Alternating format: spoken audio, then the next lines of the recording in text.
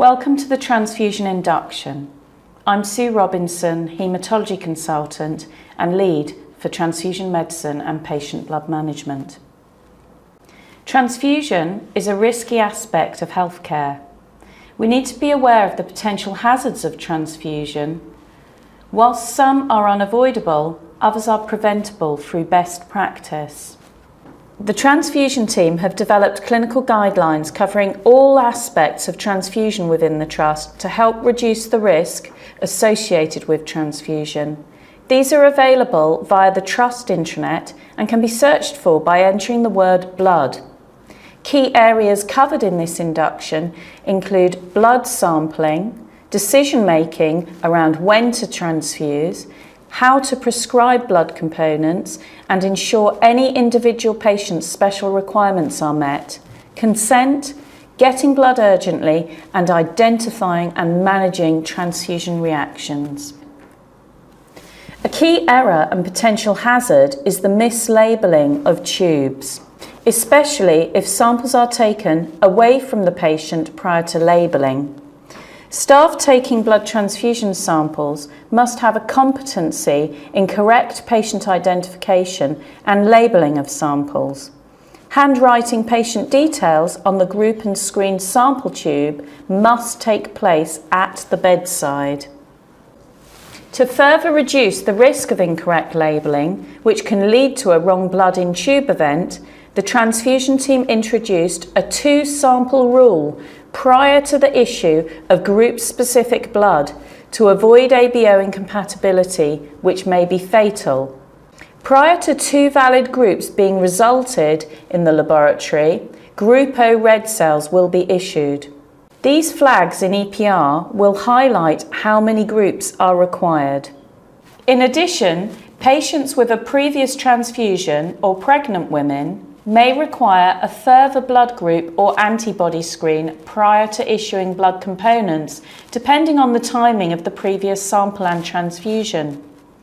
Further details, including how to manage sample timing and requests for blood in patients with antibodies, is included in the Clinical Transfusion Policy on GTI. So, when making decisions regarding transfusion, doctors are encouraged to involve senior colleagues. In addition, refer to the transfusion guidelines. If at any time you are not sure a transfusion is appropriate, do not prescribe blood components without seeking advice from a colleague. Decisions around transfusion need to be influenced by the current best practice initiative, Patient Blood Management, which is endorsed by various papers from the British Committee for Standards in Haematology, the National Blood Transfusion Committee, the Department of Health and NICE.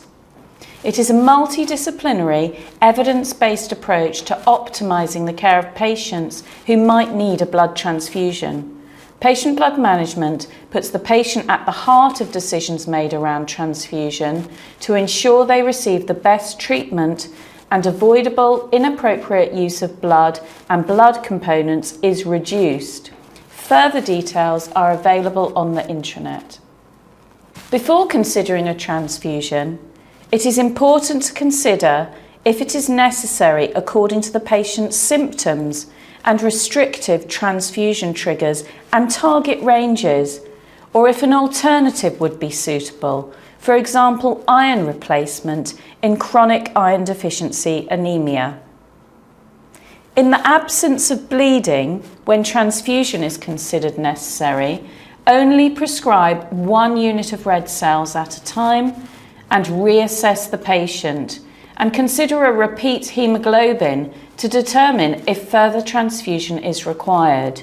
Do not continue to transfuse further units of red cells if symptoms and signs resolve or an adequate hemoglobin is achieved. Trust guidelines outline transfusion triggers and provide further information regarding transfusion of blood components. The Trust supports a single unit transfusion approach and would request in non-bleeding patients not to transfuse 2 units of red cells without review. So remember, 1 at a time is fine. A decision to transfuse should be based on clinical signs and symptoms in addition to haemoglobin triggers and target ranges. Consider alternatives to transfusion. Prescribe 1 unit of red cells or platelets at a time, and reassess clinical signs and symptoms and a repeat full blood count prior to considering further transfusion. Contact the blood transfusion team for further advice regarding the single unit transfusion policy. When prescribing red cells, ensure you write the component name red cells in full.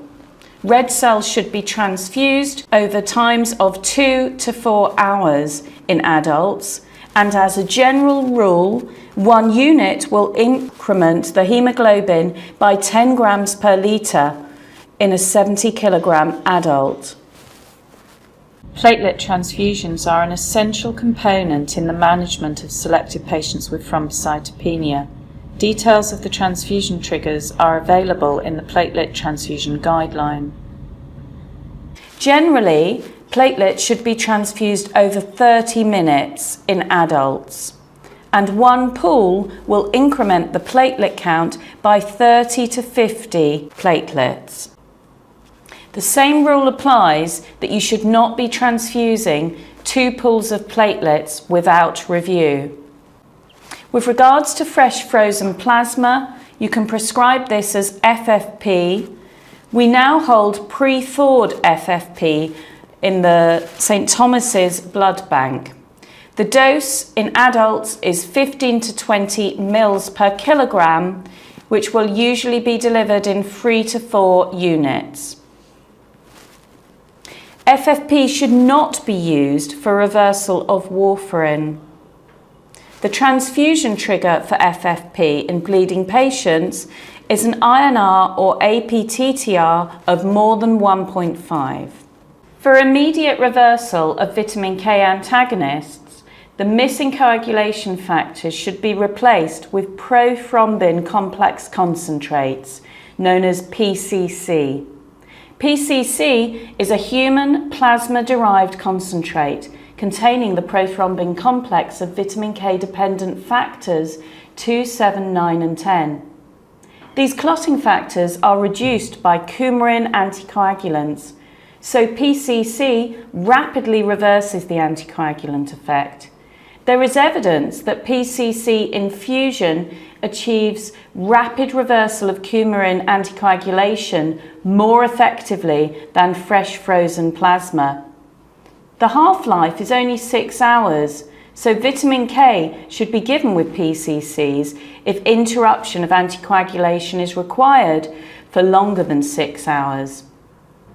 The 2 indications are patients on warfarin who require vital surgery or a procedure with insufficient time for vitamin K to take effect, or patients on warfarin presenting with acute hemorrhage. Prothrombin complex concentrates can be obtained by contacting the hemostasis SPR in routine hours or the on-call hematology SPR via switchboard between the hours of 5 p.m. and 9 a.m. and on weekends. Cryoprecipitate may be used to replace fibrinogen. The dose of cryoprecipitate in adults is 2 to 3 units. This will raise the fibrinogen by approximately 1 gram per litre.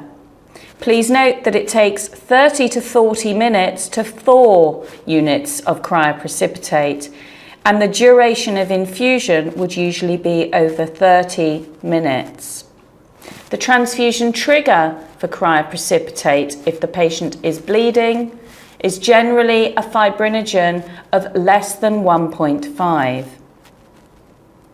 The National Blood Transfusion Committee and NHSBT have recently launched a blood transfusion application that gives you access to red cell, platelet, FFP and cryo indications via the app available. So moving on to trust transfusion prescription. So when prescribing blood components, the reason must be documented on the transfusion prescription.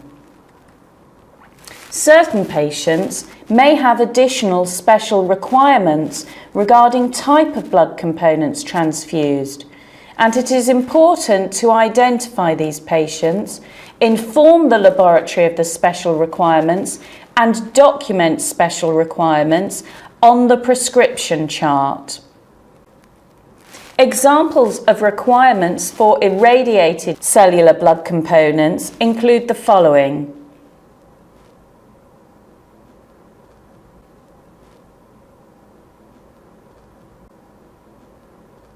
Examples of requirements for CMV negative cellular blood components include the following. Patients may have a card from the National Blood Transfusion Service regarding special blood requirements, or a card from Guy's and St Thomas's NHS Foundation Trust. When ordering blood components on EPR or by phone, you will be asked to confirm special requirements. Specific indications for CMV negative or irradiated blood, for example, are listed as drop-down options as well as the not required option. It is the prescriber's responsibility to ensure special requirements are correct. When prescribing and administering in blood, it's really important to consider the volume and the rate of the transfusion. When you prescribe blood for a patient, you must assess if they are at risk of transfusion-associated circulatory overload, also known as TACO. On the back of the blood transfusion prescription chart, there is a checklist to identify patients that may be at risk of TACO. And if you identify a patient to be at risk of TACO, you need to consider whether you review the need for transfusion. Do the benefits outweigh the risks? Can the transfusion be safely deferred until the issue can be investigated, treated, or resolved that puts them at risk of TACO? You must consider their body weight, and do they actually need body weight dosing of red cells? And whenever possible, in the absence of bleeding, transfuse 1 unit and re-review the patient with regards to symptoms and haemoglobin level. Communicate with the team administering the blood product the need to measure fluid balance, and consider prophylactic diuretics, and ask the team to monitor the vital signs closely, including oxygen saturation. Moving on to consent. Transfusion episodes must have documented verbal consent. All patients should receive a transfusion leaflet and have the opportunity to discuss with you the benefits, risks, and alternatives of blood transfusion. You must document this verbal consent in the notes and on the transfusion prescription chart. Patients having regular transfusion are able to consent annually via EPR in the haematology department. In an emergency, discussions may have to take place retrospectively. The GP must also be informed of transfusion via the electronic discharge letter. And it's important that even if decisions are made retrospectively, that the patient is informed they have had a transfusion, as they will no longer be able to donate blood. The prescription prompts the prescriber to document this verbal consent and provides guidance to the prescriber on how to consent. Checking the ABO and D blood group is part of the bedside pre-transfusion check and must be completed by the nurse or anaesthetist transfusion administrator. Administration of blood at the bedside requires specific training and competencies. Doctors who are not administrators, however, still require knowledge of the ABO and D blood group compatibility. Further detail is available in the clinical blood transfusion policy on the intranet. It is important to note that compatibility of plasma components differs from red cells. Further advice is available from the blood transfusion laboratory or the blood transfusion team. So moving on to when you are ordering components urgently. The Trust has a two-tier system for getting blood in a hurry. Crash blood is a priority delivery, and the laboratory will aim to deliver blood in under 10 minutes. Code Red is the system to support massive hemorrhage by providing all blood components required, assigning a dedicated porter and haematology registrar who will contact the area for additional advice and support. This is an example of the adult Code Red protocol. It's really important all your team are aware of this and you know how to launch a Code Red.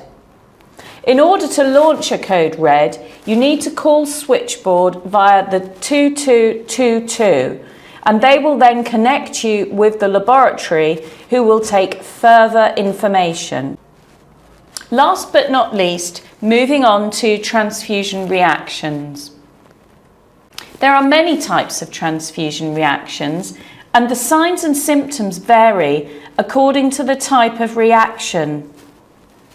Whenever a patient is receiving a transfusion, if symptoms and signs suggest a transfusion reaction, it is important to stop the transfusion, assess the patient and provide immediate support and inform senior colleagues and the transfusion laboratory. A guideline is available on the intranet. Lastly, following commencing transfusion, it is necessary to ensure traceability tags are returned to the lab to ensure we have a complete transfusion traceability record. These numbers may be useful and are also provided via switchboard. If you have any questions, please contact the blood transfusion team.